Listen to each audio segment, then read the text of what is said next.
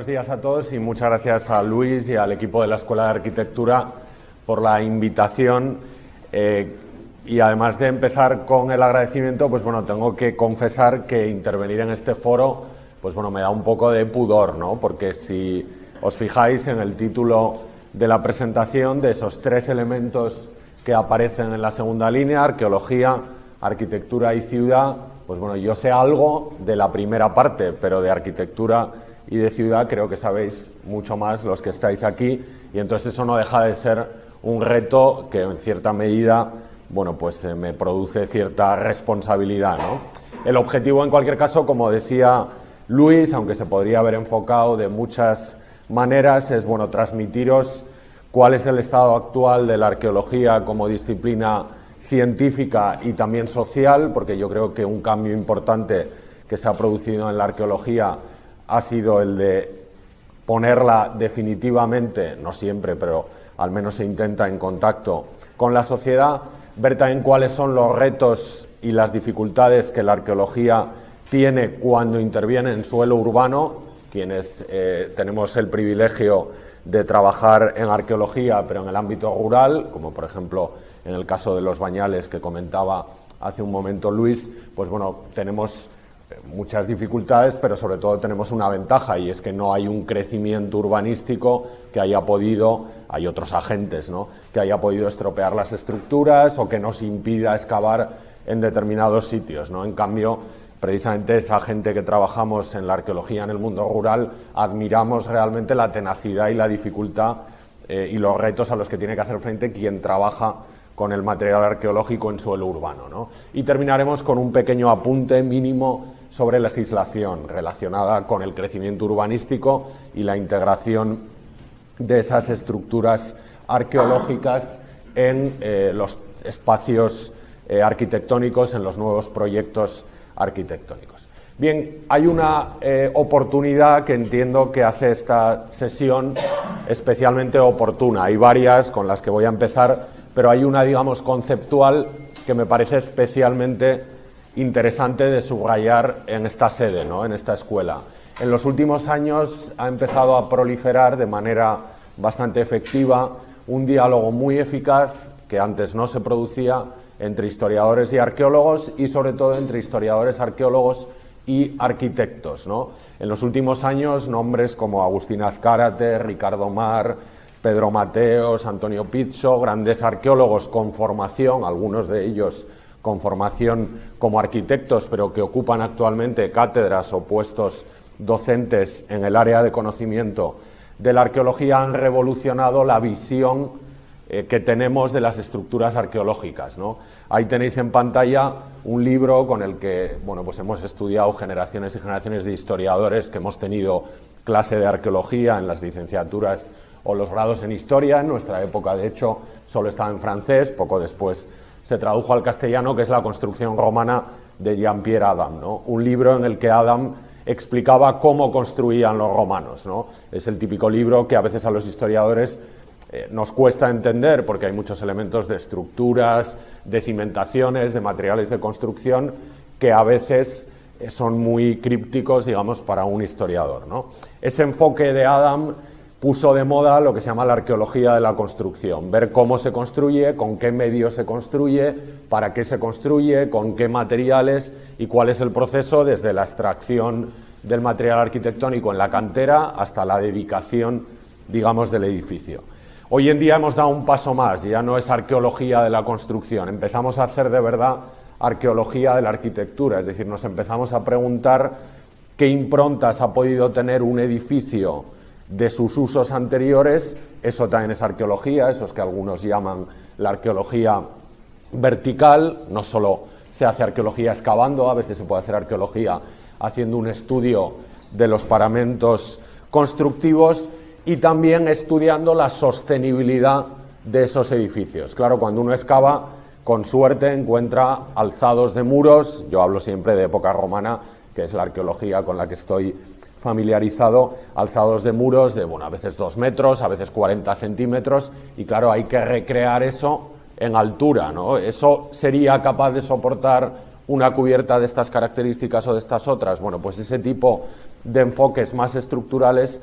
han venido de la mano de todos esos arqueólogos arquitectos o arquitectos arqueólogos que han iluminado esa disciplina. Lo veis ahí en un simposio organizado en Mérida y editado en los anejos del Archivo Español de Arqueología, que lleva precisamente ese título, ¿no? Arqueología de la arquitectura. Y aún hay un tercer enfoque que ha contribuido a que ese diálogo entre arqueólogos, historiadores y arquitectos sea más notable, que es el de la arqueología virtual. Yo no he traído hoy ninguna recreación virtual, pero bueno, si entráis en la página web de Los Bañales y vais al canal de YouTube, tenéis un montón de recreaciones virtuales del acueducto de la ciudad, del foro de la ciudad, de las termas, bueno, de distintos edificios. Lógicamente, para tomar esas decisiones de recreación en arqueología virtual hay que plantearse muchas cuestiones arquitectónicas que anteriormente los historiadores no nos planteábamos y decíamos, bueno, pues esto cubriría con un tejado a doble vertiente, y resulta que los softwares con los que trabajas las recreaciones virtuales te dicen que ese tejado no lo soportaría la estructura. Entonces, bueno, pues eso ha estimulado mucho ese diálogo para que no sea una recreación, como se hicieron muchas en los años 90, en la primera arqueología virtual, que sea una especie de brindis al sol, sino que sea de verdad una arqueología virtual real, que podamos sustentar esa recreación sobre bases arquitectónicas, nunca mejor dicho, estables, ¿no? Además de ese interés, digamos, epistemológico del diálogo actual entre arqueólogos y arquitectos, de la arqueología de la arquitectura y de la arqueología virtual, bueno, pues yo creo que ahora es un buen momento para hablar de arqueología en la universidad, ¿no? Como ha dicho Luis, pues bueno, desde hace ya 10 años, bueno, pues somos responsables de la gestión del proyecto de recuperación y de excavación, porque es mucho más que solo arqueología de la ciudad romana de Los Bañales. Algunos compañeros vuestros que deben estar ahora en cuarto, yo creo, hicieron incluso un proyecto de instalación de un centro de interpretación más o menos en esta zona de aquí, próxima al acueducto de la ciudad, tratando de integrar ese conjunto, pues bueno, en el paisaje cultural que en definitiva supone un yacimiento arqueológico. Y en los últimos meses también, en virtud de un convenio de colaboración entre el Ayuntamiento de Eslava y la Facultad de Filosofía y Letras y la de Educación, nos estamos encargando de la dinamización social de una ciudad romana en la que se ha excavado mucho durante los últimos 15 años, que es Santa Cruz de Eslava, ya en Navarra. Una ciudad que, como veis, de hecho, por las imágenes de la izquierda, las imágenes del proceso de excavación a mediados de los años 90, tuvo unos serios problemas arquitectónicos, unos serios problemas de sostenibilidad de las estructuras que en algún momento, pues bueno, esperamos no solo hacer difusión, sino también poder estudiar y contribuir a resolver qué pasó en esa edificación que parece que desde el punto de vista arquitectónico pues no fue sostenible. Y además, como ha dicho Luis, bueno, pues estrenamos el próximo curso a partir de septiembre. Estamos ahora en proceso de reclutamiento de matrículas, ¿no? Un diploma en arqueología, no son más que 35 créditos paralelos al grado en historia y que permitirán a un estudiante desde primero, bueno, pues configurar un currículo formativo centrado en la arqueología, ¿no? Se articula en torno sobre todo a 4 asignaturas optativas, una por año. Una de ellas tratará cuestiones relacionadas con los sistemas de información geográfica, las humanidades digitales, la arqueología virtual, y luego sobre todo pues hará cosas como las que se organizan hoy aquí, ¿no? Este tipo de open classes, ¿no? Que permiten que vengan colegas, nosotros lo hemos llamado seminarios de arqueología, ¿no? Que vengan colegas a explicar proyectos, cuestiones de interés, ¿no? Todo ello además en un territorio, este territorio navarro, que tiene una gran tradición en arqueología, y quiero subrayar que no solo en investigación arqueológica, tanto en prehistoria. Algunas de las caras que aparecen en esa imagen son sobradamente conocidas de los que sois más mayores, en fin, empezando por María Morbegiristain o por María Ángeles Mezquiriz o por Amparo Castilla, sino también, no solo en investigación decía, sino también en protección. La Comisión de Monumentos de Navarra en los últimos años del XIX y primeros años del siglo XX, y luego la institución Príncipe de Viana, han sido pioneras en la protección y la legislación en torno al patrimonio arqueológico. Yo que tengo la suerte, pues bueno, de lidiar con las dos administraciones, la Administración Autonómica Aragonesa y la Administración Autonómica de Navarra, pues bueno, veo, no voy a decirlo aquí abiertamente en público porque hay una cámara delante, pero veo sensibles diferencias desde el modelo de gestión que se aplica en una comunidad autónoma y en otra. También es verdad que Navarra es más pequeña, tiene menos patrimonio y Aragón, pues bueno, tiene un territorio muchísimo mayor. Con lo cual, quede claro que es un buen momento para hablar de arqueología. Por eso cuando Luis me llamó, pues bueno, me pareció que era una oportunidad que no había que desechar, aunque bueno, nos costó un poquito encontrar la fecha, ¿no? Seguramente si yo preguntara qué es la arqueología, pues bueno, probablemente muchos de vosotros aludiríais a la imagen social del arqueólogo que ha surgido a partir de Hollywood y en particular a partir de Indiana Jones, ¿no? Muchos diríais pues que es una actividad pasional, es una actividad de riesgo, en parte lo es una actividad que exige o que te pone en contacto con aventuras más o menos apasionantes, es una actividad que exige también estudio, pero la mayor parte de vosotros, con la imagen que tengáis ahora mismo de la arqueología, pues bueno, me diréis que probablemente el Dr. Jones no es un arqueólogo, ¿no? Incluso hay quien dice por ahí en foros de internet que en realidad es la viva imagen del expoliador, ¿no? Porque lo que le interesa es el objeto y el contexto, pues da igual que se destruya, ¿no? Él tiene que coger la pieza valiosa y lo demás no cuenta, ¿no? Bueno, yo cuando explico arqueología a los chicos de primero del grado en Historia les pongo dos secuencias de las películas de Indiana Jones, las dos únicas en las que Indiana Jones está en clase. Parece que es el típico arqueólogo que le gusta más el campo que el aula. Yo es un poco al revés, me gusta el campo, pero me lo paso muy bien en clase, ¿no? Y entonces en esas dos secuencias Indiana Jones dice algunas cosas que es bueno recordar y que sería bueno que muchos arqueólogos tuvieran en mente, ¿no? Dice una, por ejemplo, la tengo aquí anotada, cuando introduce su disciplina les dice a sus estudiantes: cuando piensen en arqueología olvídense de ciudades perdidas y de agujerear el mundo. Bueno, eso es bastante aprovechable. Segundo, les dice: nunca hay una X que marque el lugar en el que se va a producir un hallazgo, en el que hay un yacimiento arqueológico. Pero sobre todo dice una cosa que yo creo que se ha olvidado durante mucho tiempo en virtud también de esa arqueología llamada de gestión que se ha hecho en las ciudades, ¿no? Que es la frase que yo siempre repito a mis estudiantes, ¿no? Y es que el 70% de la arqueología se hace en la biblioteca. La arqueología es una disciplina científica de estudio y cuanto más estudie el arqueólogo y más completa sea su formación, mejor será la interpretación del registro arqueológico. De hecho, pues bueno, en las películas Indiana Jones sabe distintas lenguas, se maneja muy bien en los fondos de los museos, es un buen investigador, más allá de su corte, pues bueno, más o menos aventurero, ¿no? Por tanto, pese al daño que esta imagen que ha creado Hollywood en torno a Indiana Jones y a otros personajes, pese al daño que ha hecho a la imagen social del arqueólogo, yo creo que hay bastantes enseñanzas aprovechables. Bueno, os dejo ahí una captura de mi blog, Oppida Imperii Romani, con un post que se titula Indiana Jones y la arqueología, donde, bueno, pues tenéis las dos secuencias a las que me refería y también cuáles son las principales enseñanzas que está cerca de esa imagen que Hollywood nos ha transmitido de la arqueología y que en cambio se aleja de la realidad arqueológica. La arqueología suele decirse, y este es otro contexto en el que nos tenemos que mover, que es una disciplina que actualmente está en crisis, ¿no? Lo venimos repitiendo quienes trabajamos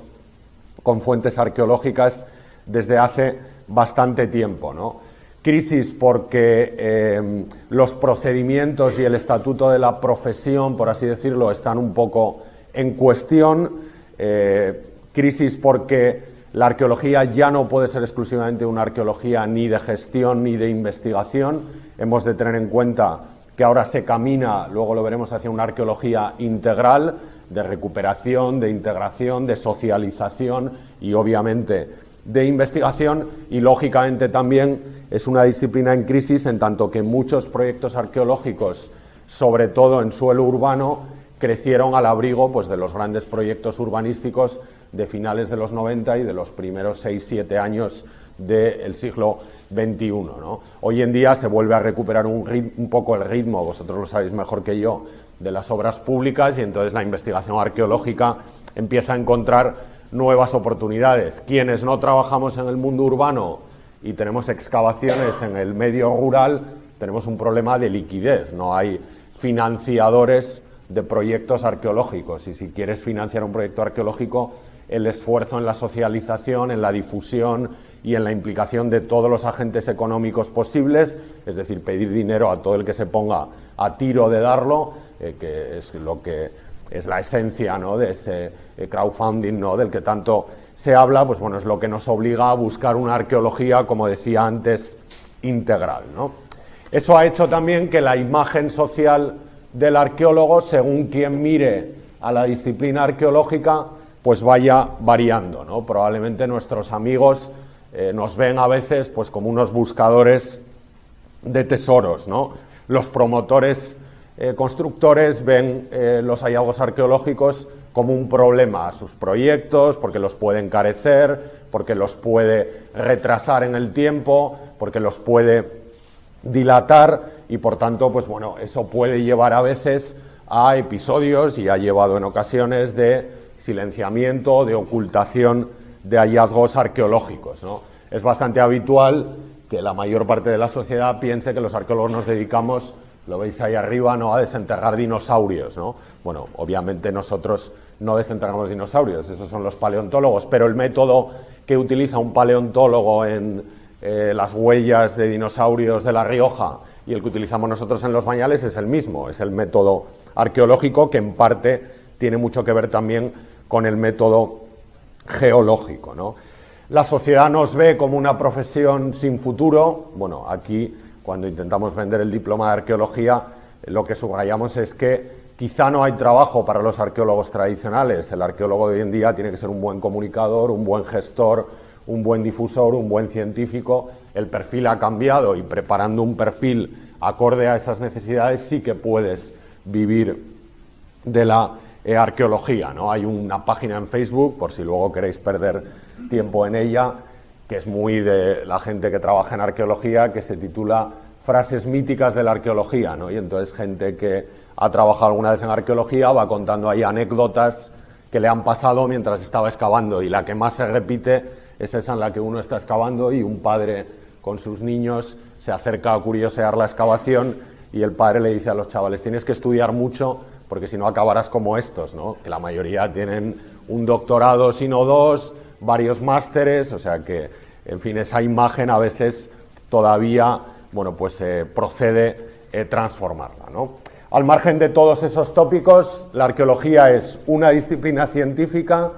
que estudia la cultura material, los restos materiales de las sociedades del pasado, pero no en sí mismos, porque solo podría estudiar la historia del arte, por ejemplo, con la que la arqueología históricamente, al menos aquí en España, ha tenido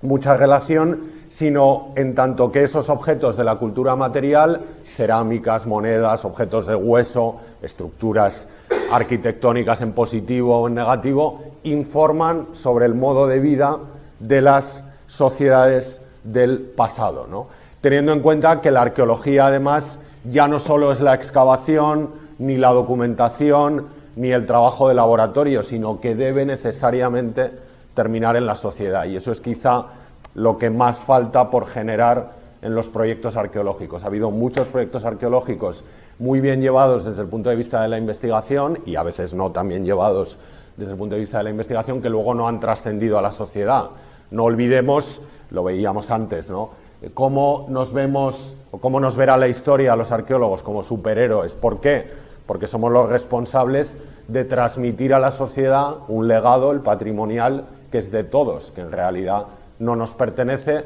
y que nosotros contribuimos a sacar a la luz, a interpretar y, si es posible y oportuno, ya lo veremos, también a conservar. Esa definición de historia de las sociedades del pasado a partir de la cultura material, que estaba en el subtítulo de las diapositivas, de la primera diapositiva, encierra muchos matices, ¿no? Que son los que vamos a ver ahora, ¿no? El primero, no hay una única arqueología, se podría decir que hay un método arqueológico y una disciplina arqueológica, pero en realidad hay muchos modos de aplicarla. Por ejemplo, aquí podríamos dar una tipología amplísima, ¿no? Pero, por ejemplo, a partir del lugar y de las herramientas. Hemos hablado antes de una arqueología virtual, hay una arqueología aérea, hay una arqueología subacuática, hay una arqueología, no se llama propiamente así, pero para entendernos, terrestre, y luego, desde el punto de vista temático, desde el punto de vista de aquello en lo que pongamos el foco dentro de esos objetos de las sociedades del pasado, hay una arqueología de lo ritual, hay una arqueología pública, hay una arqueología de género, hay una arqueología industrial. Bueno, pues hay una serie de elementos que permiten, o que obligan, mejor dicho, a una especialización, ¿no? Pero haga uno la arqueología que haga, lo vamos a ver con otro de los problemas actuales de la investigación arqueológica, debe tener en cuenta que lo que está haciendo es investigación, no desenterrar restos ni cubrir el expediente de una obra pública para ir a facturar al siguiente sitio al que le llamen, sino que está leyendo, como decimos nosotros habitualmente, un archivo que se lee solo una vez y que además las hojas del archivo, uno a medida que las va leyendo, las va quemando, porque el que ve el yacimiento arqueológico y lo estudia por primera vez es el que debe transmitir su interpretación y su objetividad al futuro. Veremos que se han creado herramientas para facilitar que esa lectura del registro arqueológico sea más objetivo. Un colega mío de la Universidad de Sevilla dice que además otra implicación del concepto de la arqueología es que realmente hay dos arqueologías y casi dos arqueólogos, ¿no? La arqueología de bota y la arqueología de bata, ¿no? La que se hace en el laboratorio y la que se hace en el campo, ¿no? Bueno, en realidad el campo suele ser la punta del iceberg de una labor muy profunda, casi como la de la imagen del iceberg, en el laboratorio, en la biblioteca, estudiando, investigando, interpretando los restos, ordenándolos, clasificándolos, estudiándolos, ¿no? Esa brecha entre la arqueología de bota y la arqueología de bata, la de campo y la de investigación, a veces se ha traducido también, y en los últimos años en España esto se ha percibido de manera muy clara, entre la llamada arqueología de gestión, la gente que tiene empresas de arqueología, que muchas veces también se dedican a la gestión del patrimonio cultural, artístico y cultural en general, y la arqueología de investigación. Y a veces los que estamos en la universidad vemos a quien se dedica a la arqueología de gestión como malos investigadores, y los que se dedican a la arqueología de gestión nos ven a los arqueólogos que estamos en las universidades como una especie de frikis o de eruditos que nos especializamos en nuestro yacimiento y no tenemos capacidad de versatilidad. Deberíamos tenerla. Ellos deberían partir de la base de que su arqueología de gestión debe resolver cuestiones de investigación, no es solo, como he dicho antes, cubrir un expediente, y nosotros quizá tenemos también que abrirnos a esa versatilidad, ¿no? En tercer lugar, hoy en día se habla mucho de la arqueología social o de la public archaeology, como dicen los ingleses. El concepto ya tiene cierto predicamento en España, la arqueología pública. ¿Qué es la arqueología pública? Bueno, pues conseguir que el proceso de investigación en arqueología llegue a la sociedad. Tenéis que tener en cuenta que muchos de los proyectos arqueológicos son financiados con dinero público. Cada vez hay más proyectos en los que el aporte privado es importante, aunque nunca es el esencial. En algún caso sí, pero no es lo habitual, ¿no? Lógicamente, si una administración está invirtiendo dinero público en una excavación arqueológica, esa excavación no se puede quedar en un circuito investigador. Tiene, en cierta medida, que llegar a la sociedad. Hoy en día las redes sociales permiten incluso practicar lo que algunos llamamos la arqueología en directo o la arqueología 2.0. Obviamente tú no vas a contar el proceso de una excavación arqueológica en Twitter o en Facebook, igual que lo contarás en el Journal of Roman Studies o en cualquier revista de impacto o indexada o del primer cuartil. No sé cuál es el nivel que manejáis aquí en arquitectura, ¿no? Pero en definitiva acercarás a la sociedad los resultados, aunque sean provisionales, de esa investigación, ¿no? De hecho, en los últimos años, en torno a todas estas cuestiones, en España ya ha habido una editorial, la editorial Haas, que ha publicado algunas cosas bastante sesudas sobre el tema, pues ha empezado a autorreflexionar, ¿no? Es cierto que a veces los arqueólogos y los historiadores de la antigüedad, cuando reflexionamos, pues tenemos el peligro de caer en una reflexión un poco deprimente, ¿no? Si uno abre, creo que está abierto en PDF en la red, ¿no?, el libro de El futuro de la arqueología en España, y lee 3 o 4 artículos, picoteando los títulos, le dan ganas de cerrarlo y no dedicarse a la arqueología nunca, ¿no? Porque todo es la crisis, no hay trabajo, no se nos tiene en cuenta, no se entiende nuestra profesión, pero sí que es cierto que las amenazas de la arqueología, una el fenómeno del expolio y otra el fenómeno de la falta de fondos, han obligado a los arqueólogos a mirar a proyectos arqueológicos, a ejercer el benchmarking y a mirar a proyectos arqueológicos de éxito, de España o de fuera, ¿no? Esa es una de las cosas más atractivas de la profesión arqueológica, que te obliga a estar aprendiendo siempre para entender el yacimiento y la cultura material que el yacimiento te proporciona, pero además te obliga a mirar cómo lo hacen los demás cuando lo hacen bien y a tratar de incorporar procedimientos y herramientas de investigación, de análisis o de difusión que funcionan en otros yacimientos de éxito, ¿no?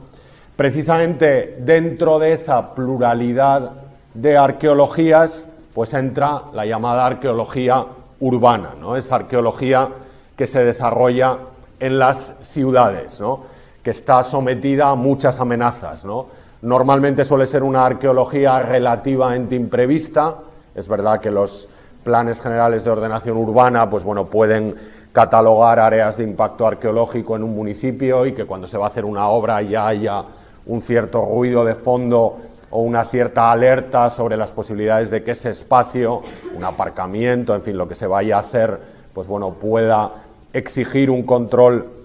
arqueológico previo. Es una arqueología normalmente urgente o rápida.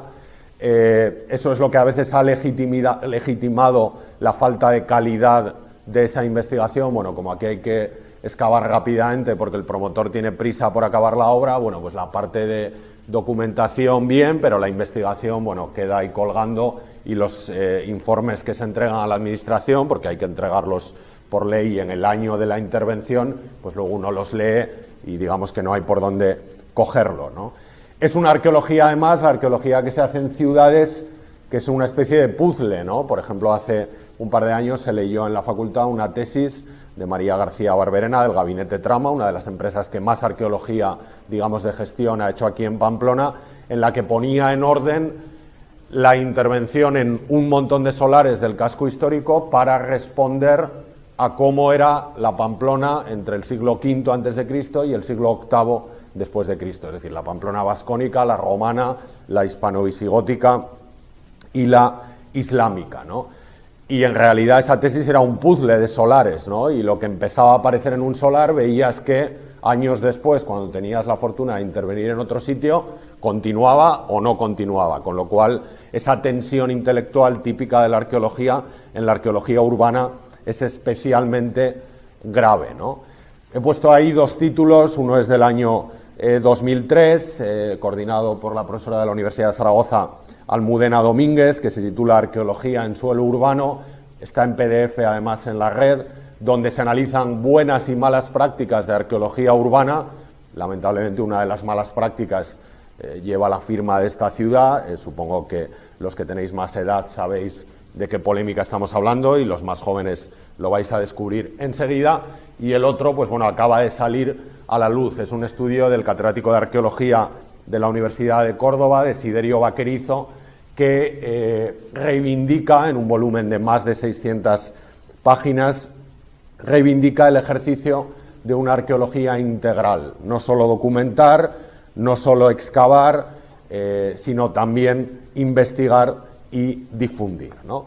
De hecho, la arqueología hecha en ciudades, como decía antes, nos ha regalado buenas y malas prácticas. Una reconocida en general como mala praxis y como una práctica muy influida por la presión mediática, social, política incluso, fue la construcción del parking, que ahora usamos a menudo, ¿no?, de la Plaza del Castillo de Pamplona, y la eliminación, con estudio previo, desde luego, de los restos de las termas romanas de la Pompelo romana, que resulta son las termas más grandes en extensión del norte peninsular, y también la eliminación de un barrio artesanal asociado al urbanismo de la ciudad, que suele incorporar ese tipo de barrios entre comerciales y artesanales próximos a las termas. Pero bueno, nuestros vecinos zaragozanos, yo que me formé en la Universidad de Zaragoza, hicieron más o menos en esa misma época muchas excavaciones en otro sitio tan emblemático, equivalente casi a la Plaza del Castillo en Pamplona, como es la Plaza del Pilar o la Plaza del Aseo, ¿no?, que desde los años 90, finales de los 80, son una misma plaza, ¿no?, en esos momentos. Y quizá cuando aparecieron los restos de parte del foro de época de Tiberio en la Plaza del Aseo, ese auge de las grandes obras de musealización de mediados y finales de los 80, les llevó a construir allí un museo y una torre de acceso con unas planchas de no sé qué piedra iraní que costaban un congo, y al año siguiente aparecen justo detrás, en la zona del embarcadero fluvial de Caesar Augusta, unos restos del foro mucho más monumentales que, claro, ya no había presupuesto para conservar con la entidad con la que se había conservado el escenario forense de Caesar Augusta. Aun y todo, y con mucha justicia, la ruta de museos del foro, el teatro, las termas y el puerto fluvial de Caesar Augusta, perfectamente integradas en el paisaje urbano de la ciudad y en el casco histórico, han recibido muchos premios por esa capacidad de integración y de conservación de los restos. Y luego ha habido también algunas prácticas singulares, ¿no?, precisamente gracias a la labor de Desiderio Vaquerizo, del que hablábamos antes, que se ha esforzado en una ciudad como Córdoba, con tanto patrimonio histórico y arqueológico, por explicar el sentido de la investigación arqueológica. Se han encontrado con fenómenos como el de el alfar del Aldi, una cadena conocida de supermercados del Brillante, un barrio de la parte alta de Córdoba, casi al pie de la Sierra de Córdoba. La excavación hubo que hacerla cuando se fue a construir el parking del centro comercial, pero luego la musealización in situ y la puesta en valor acabó pagándola la propia firma, es decir, Aldi renunció a parte del espacio de aparcamiento para integrar con esas lonas, bueno, pues una parte de ese gran depósito, vertedero de las piezas de cerámica que se producían en la Córdoba romana y que salían defectuosas, lo que nosotros llamamos un testar. Entonces tú ahora vas a hacer la compra al Aldi del Brillante y aparcas, como veis ahí, al lado del alfar de Córdoba, que probablemente no es una estructura arquitectónica impactante, pero el hecho de que Aldi se comprometiera con la conservación tiene que ver con ese proyecto de cultura científica y de fomento de la cultura científica que es Arqueología Somos Todos, nacido precisamente de la mano del profesor Vaquerizo y desde la universidad. No pensemos en un proyecto del ayuntamiento municipal o autonómico, sino nacido desde la universidad. Esto nos pone tras la pista de otro elemento que es necesario en arqueología, yo creo, para sobrevivir, aunque ahora se haya dicho que la arqueología que maneja capital privado está bajo sospecha, quizá por el episodio que se caricaturiza muy bien ahí de Iruña-Velella, ¿no?, esa excavación a las afueras de Vitoria, de una ciudad romana, probablemente la Velella de las fuentes antiguas, financiada por el Euskotren y que llegó a falsificar una serie de grafitos cerámicos bastante oníricos, por otra parte, que no es difícil entender cómo llegaron a pasarse como hallazgos científicos durante algunos meses y que, como digo, ha hecho mucho daño a esos proyectos arqueológicos que tenemos, porque si no, no sobreviviríamos, capital privado. Probablemente, lo podemos hablar luego en el coloquio, el capital privado en arqueología no busca resultados, lo que busca es impacto social, visibilidad, formación, desarrollo socioeconómico del territorio. Le da igual que encuentres la tumba de Agamenón que dos cerámicas de época romana en un vertedero como el que veíamos antes del Aldi del Brillante, ¿no? Eso exige a los arqueólogos que nos reinventemos para sumar apoyos y sumar inversiones y que no seamos ni frikis, ni como eran en el siglo XIX en fin, Schliemann o Schulten, ¿no? Buscadores de tesoros, ni coleccionistas de documentos antiguos, como esos señores alemanes, Mommsen o Hübner, que tenéis en pantalla, sino que fundamentalmente actuemos como lo que el arqueólogo debe ser, un detective de la historia, es decir, a partir de los pequeños objetos, de eso que los americanos llaman las small things forgotten, los pequeños objetos olvidados. El título procede, o la expresión procede de un libro de los años 90, digamos de arqueología industrial, de objetos de los años 40 y 60 que forman parte de la cultura americana por excelencia, y que a partir de ellos podamos ver cómo vivíamos hace X años, pongamos 2000 años si trabajamos con arqueología romana, porque eso nos enfrenta a nosotros mismos como sociedad y nos permite saber qué poco hemos cambiado y cómo muchos de estos objetos que aparecen ahí, que proceden de la excavación de los Bañales, de la primera campaña de la excavación de los Bañales, son agujas de hueso, bisagras para mobiliario, remaches de cubiertos de mesa, los podríamos utilizar todavía con pequeñas variaciones, a lo mejor en material o a lo mejor en forma, utilizando el mismo material en la actualidad. Teniendo esto en cuenta, ¿cómo trabaja un arqueólogo? ¿Cómo es el día a día de la investigación arqueológica? Bueno,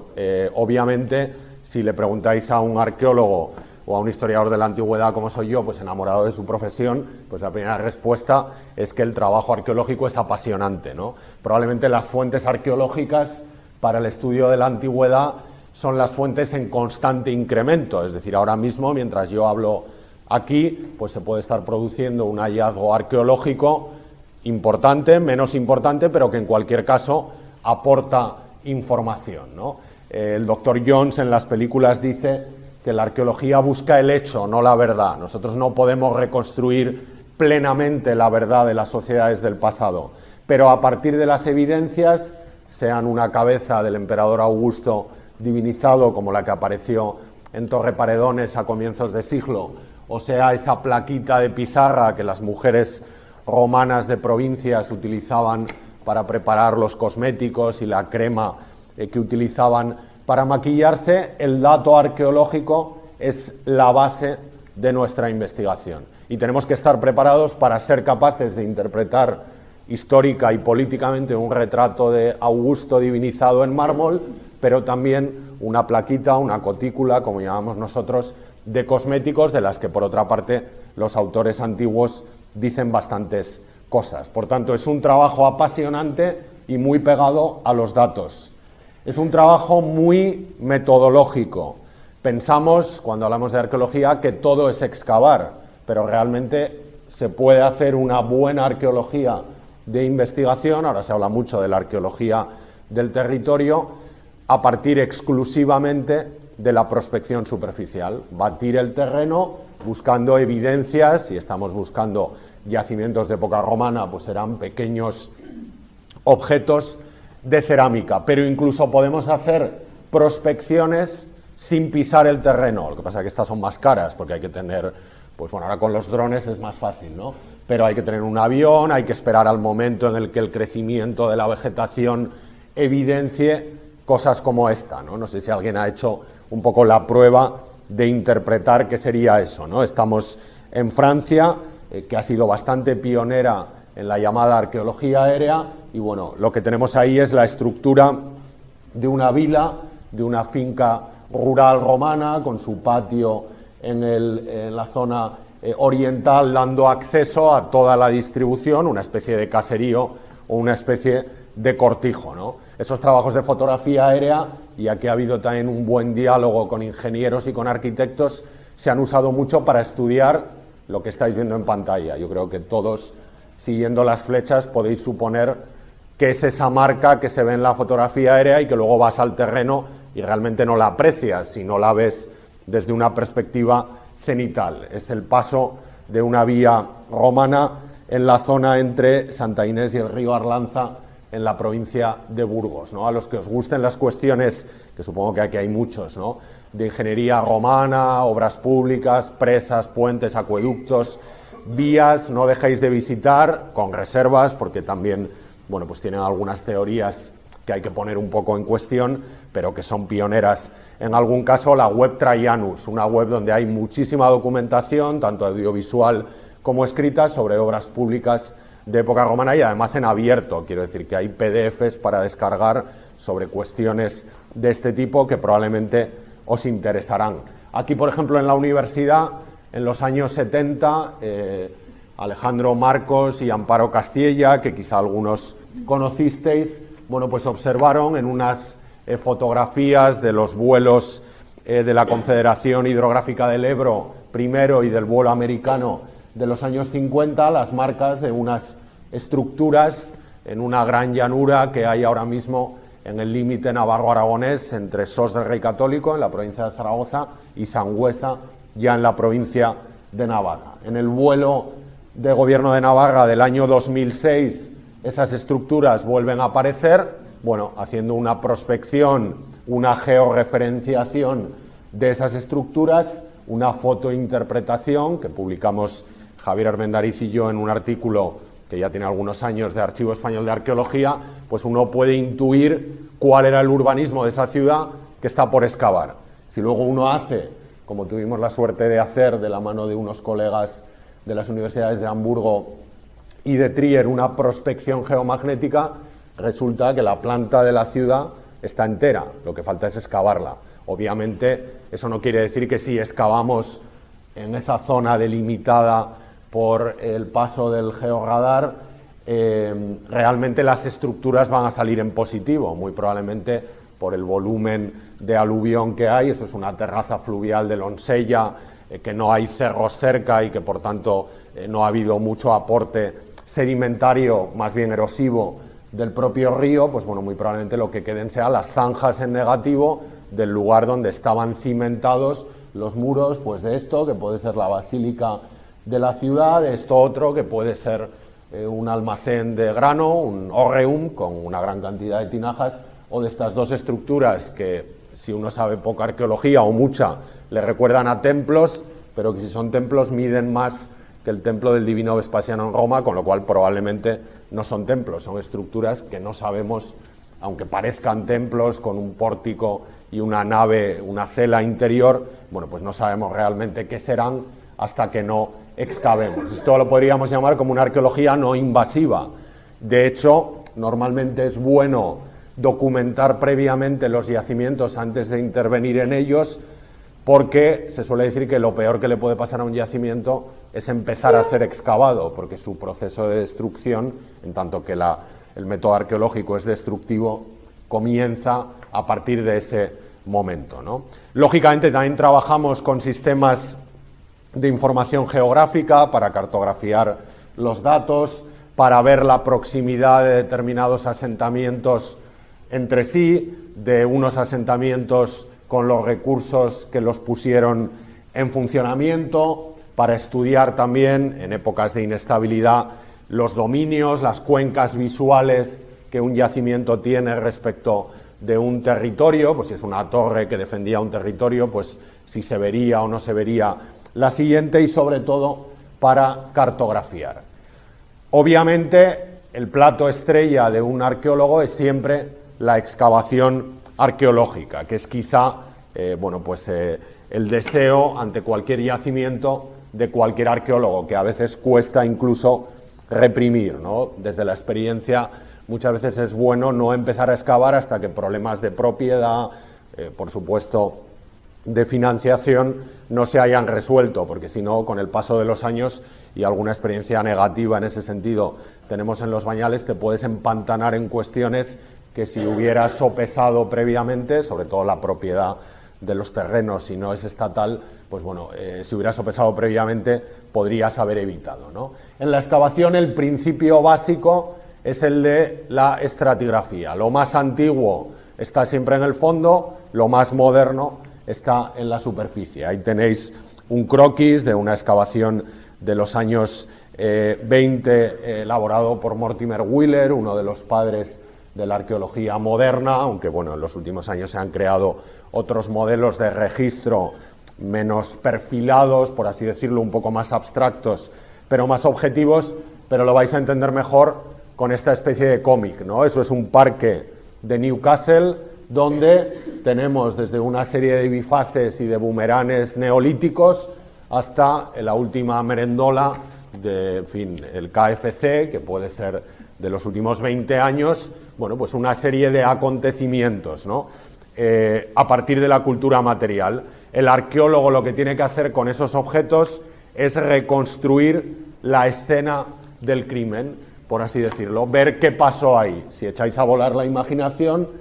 podréis imaginar qué pasó aquí, dependerá de la imaginación que tengáis, o qué pasó en el nivel anterior, depende de lo elocuentes que sean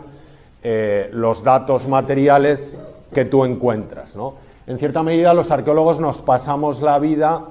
como dice alguien, restaurando superficies o poniendo en positivo estructuras derrumbadas, haciendo en cierta medida eso que en la arqueología virtual, y vosotros también arquitectos, llamáis la anastilosis, ¿no? La elevación de las estructuras hundidas. Esta es una práctica que pongo a mis alumnos de primero. Ven eso y lo que tienen que hacer es reconstruir el proceso de derrumbe. No sé si habéis visto unos audiovisuales que hay sobre las últimas horas de Pompeya, están en Vimeo, bueno, y son las últimas horas de la ciudad romana de Pompeya, desde el primer temblor de tierra hasta el colapso, ¿no? Y se va viendo cómo se van hundiendo las estructuras, que en realidad es el proceso de anastilosis para volver a hundir las estructuras tal como colapsaron. Es bastante evidente. Bueno, si habéis hecho el ejercicio mental, esto es un foso de incineración con un túmulo que se ha hundido de piedras. Aquí la marca de las cenizas de la incineración y de la capa de arcilla de preparación de época ibérica, siglo V antes de Cristo, ¿no? Nos pasamos la vida también secuenciando ocupaciones, ¿no? Ahí tenéis las distintas Troyas, ¿no?, que excavó Schliemann, que se fueron superponiendo hasta configurar esa gran colina artificial que es el yacimiento de Hisarlik en Turquía. Durante mucho tiempo la secuenciación de esas ocupaciones se dibujaba con lápiz y papel. Hoy en día hay un aliado fundamental que cada vez utilizamos más, que es la fotogrametría digital, que permite documentar niveles arqueológicos o estructuras arquitectónicas en 3D y llevártelas perfectamente medidas, incluso con visores métricos, a tu ordenador o a los portales en los que se alojan los modelos 3D, al YouTube, digamos, de los modelos virtuales, que es Sketchfab. Os he dejado ahí, luego la presentación la podéis descargar de mi perfil de SlideShare. Os he dejado enlace a dos bancos de material arquitectónico fotogrametriado muy pioneros en España. Uno es el del Laboratorio de Virtualización Digital del Patrimonio de los colegas de la UPV. Os he dejado ahí el modelo de ese monumento tardorromano que se está documentando ahí con esa grúa. Se trata de hacer fotos a 360 grados y procesarlas a través del Blender o de otros softwares, la mayor parte de ellos además libres y de descarga gratuita. Y luego están haciendo cosas muy interesantes en fotogrametría digital los colegas del Instituto Catalán de Arqueología Clásica, del ICAC, que están trabajando ahora con una iglesia que fue primero mausoleo tardorromano, luego iglesia visigótica y finalmente iglesia cristiana, que es la iglesia de San Miquel en Tarrasa, en la antigua sede episcopal de Egara, y está todo perfectamente documentado en 3 dimensiones. Podéis girar los modelos, aplicar visores métricos para ver qué diámetro tiene el fuste de la columna, qué grosor tienen los muros, los ladrillos del paramento, lo que queráis calcular. Ese tipo de intervenciones no son muy diferentes en las ciudades históricas, ¿no?, con ese reto que decíamos antes, ¿no?, de la parcelación, de la conservación y sobre todo la gran amenaza, ¿no?, que es el crecimiento urbanístico, ¿no? ¿Cómo se ha hecho posible armonizar el crecimiento de una ciudad con el derecho que la sociedad urbana tiene a disfrutar de su patrimonio, porque forma parte en realidad de su historia como ciudad? Bueno, ahí tenéis bibliográficamente 2 hitos, ¿no? Uno de los primeros coloquios que se hizo sobre la arqueología, es una expresión que se utilizó mucho tiempo, ¿no? De las ciudades modernas superpuestas a las antiguas, tuvo lugar en Zaragoza en los años 80, y otro es el último, hasta donde yo sé, que se celebró el año pasado, ahora hace casi un año, promovido por una de esas ciudades históricas que ha sabido crear un ente entre la investigación y la gestión del patrimonio, que es el Consorcio Ciudad Monumental de Mérida, vinculado a la Junta de Extremadura, al Ayuntamiento de Mérida y al Consejo Superior de Investigaciones Científicas, y que ha desarrollado algunas prácticas ejemplares de integración de restos arqueológicos en núcleos históricos. Pero no hace falta irse a Mérida. Arriba tenéis uno de esos proyectos ejemplares del consorcio, como todos llamamos al Consorcio de Mérida, ¿no? El barrio de la Morería. Si habéis ido a Mérida y salís hacia la zona nueva de la ciudad, donde está el puente romano que cruza el Guadiana, pues bueno, pegado a la ribera del Guadiana apareció una barriada primero romana y luego islámica a la hora de construir un bloque de edificios, y entonces se optó por la integración. El propio Museo de Arte Romano de Mérida, cuando lo proyectó Moneo, tuvo que contemplar los restos de una de las necrópolis de la ciudad romana, que era capital de Lusitania, una ciudad extraordinariamente grande y fundada por Augusto. Pero bueno, ahí os he traído otros proyectos, por si vais por el mundo, que es algo que un arquitecto y un arqueólogo también tiene que hacer a menudo, que es viajar y ver, que también son representativos. Este en concreto, que yo le tengo especial cariño por razones tipológicas, es la conservación de una necrópolis romana de tumbas de tipo medio tonel, de tumbas de cúpula, como llamamos nosotros, en la Plaza de la Vila de Madrid, en Barcelona. Es una de las necrópolis de Bárquino, otra colonia de época de Augusto, perfectamente integrada, gestionada desde el Museo de Historia de la ciudad, pero como veis, perfectamente integrada urbanísticamente en el proyecto de la plaza. Pero no hace falta irse tan lejos. Esto que quizá muchos, salvo que hay aquí alguno de Lumbier, no conoceríais, es la integración en la parte inferior de cimentación del centro cívico y de actividades culturales de Lumbier, un municipio de dirección Sangüesa, en fin, a 35 o 40 kilómetros de aquí, de unas estructuras indestructibles, ¿no?, de hormigón romano, que formarían parte probablemente del foro de la ciudad de los Iluberitani, de la que sabemos muy poquito, más allá de la excavación que se hizo para descubrir esos restos y después integrarlos en la arquitectura urbana, ¿no? La arqueología urbana también a veces ha sido imposible conservarlo descubierto. Por ejemplo, ahí estamos en la Catedral de Tarragona. Obviamente, pues bueno, habría que hablar con el señor obispo para decirle que había que interrumpir el culto para conservar esos restos que se ven ahí. Bueno, como es evidente que eso no se plantea,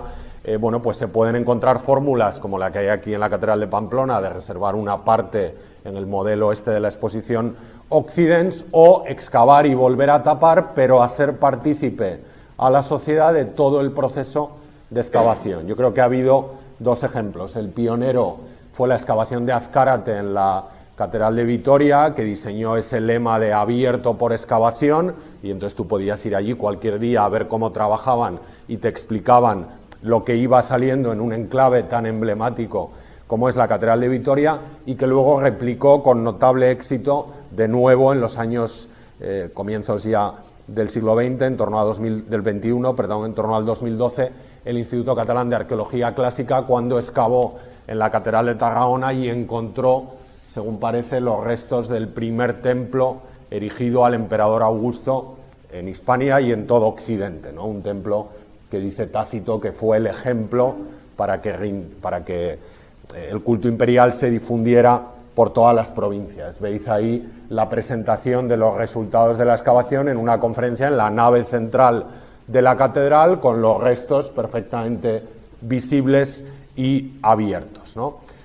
Lógicamente, si en la arqueología en el mundo rural el registro es importante, en esa arqueología de puzzle o parcelada, que es la arqueología urbana, el registro es fundamental. Antes hablábamos de Wheeler, bueno, el gran revolucionario de la documentación en arqueología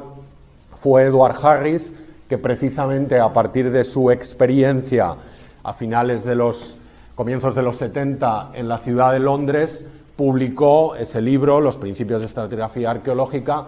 en el que hablaba de cómo documentar de manera objetiva la relación entre las distintas unidades que interactúan en un yacimiento arqueológico. Muros que se adosan a otros,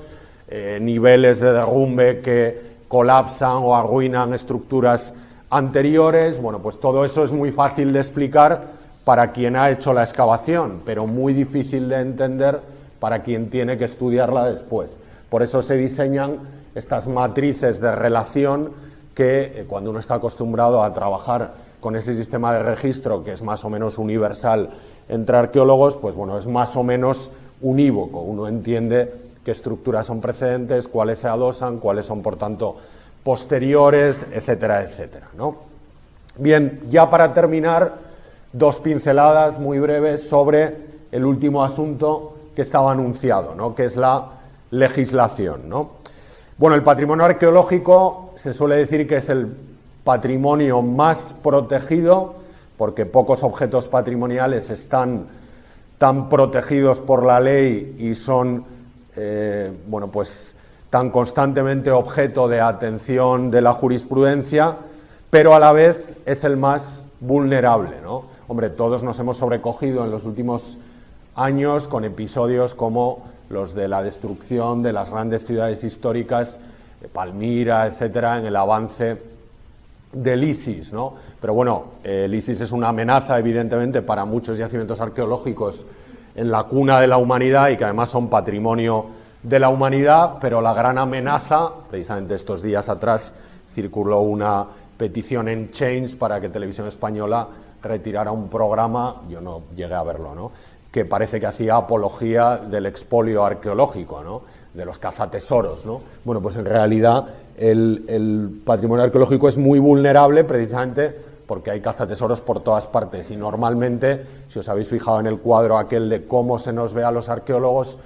los detectoristas de metales normalmente van por delante, ¿no? Cuando llegas a un yacimiento arqueológico, ellos ya han hecho sus agujeros y se han llevado lo esencial para ellos, que probablemente no sea lo esencial para la investigación histórica, ¿no? Quizá en la ciudad es más fácil proteger el patrimonio arqueológico, pero en el medio rural, obviamente, aunque hay figuras en algunas autonomías como los guardas de monumentos, pues bueno, puede haber un guarda, dos guardas en un territorio, pero no pueden montar guardia en un yacimiento arqueológico, porque además en cualquier término municipal hay mínimo 10 o 12 yacimientos arqueológicos, desde el Paleolítico hasta los corrales del siglo XIX, que a veces se inventarían como patrimonio, si no arqueológico, al menos etnográfico, ¿no? Por eso hay mucha jurisprudencia general y luego adaptaciones locales, interpretaciones locales de esa jurisprudencia, ¿no? Fundamentalmente tres hitos, ¿no?, que los tenéis también abiertos en Internet. La Ley de Patrimonio Histórico del 85, de la que luego en los siguientes años los ayuntamientos bueno, pues hicieron adaptaciones, sobre todo en las ciudades históricas, para inventariar el patrimonio histórico, artístico y arqueológico del municipio, garantizar su preservación y la necesaria realización de sondeos antes de empezar una obra pública y después autorizar, si procede, la continuación de la obra eliminando ese registro tras la documentación, o si es un elemento importante y hay fondos para ello, integrándolo, como hemos visto en esos modelos pues de Barcelona o de Mérida o de Lumbier, por citar, o el de Zaragoza, integrándolo en el paisaje arquitectónico y en el discurso, digamos, patrimonial de la ciudad. En segundo lugar, el Convenio Europeo de Malta, que es poco conocido, del año 92, y que hace una decidida apuesta, que a veces las administraciones autonómicas se olvidan de ello, por la difusión. Es decir, no se trata solo de proteger, de documentar y de investigar, sino que se reclama que la sociedad tiene derecho a conocer los restos que aparecen, la importancia que tienen y también, en cierta medida, al disfrute, si es posible, de ese patrimonio, teniendo en cuenta, obviamente, que no todo es conservable, ¿no? Y por último, con un carácter bastante preventivo y colgando un poco de esta jurisprudencia previa, la ley del suelo, ¿no?, que reglamenta bueno, pues las intervenciones en los cascos urbanos y la propiedad, que siempre es estatal,